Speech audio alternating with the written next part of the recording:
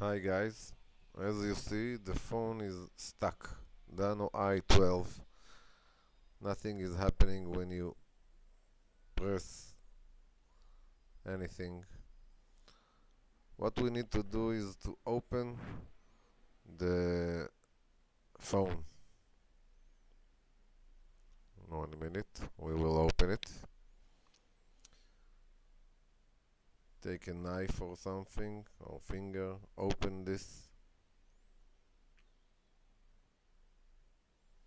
Now you just need to remove the battery. Don't pull it off, just remove it.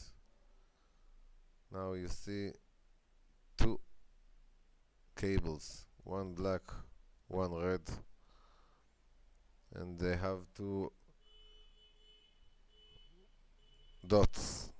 You just need to touch both of the dots with the tweezers so you get electrical short. Yes.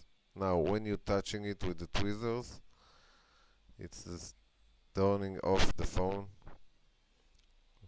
Put the all together again. Now the phone will not go on.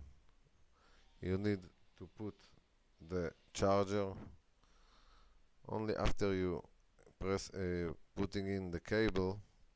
You wait, you see the charging indicator, then you need to turn the phone on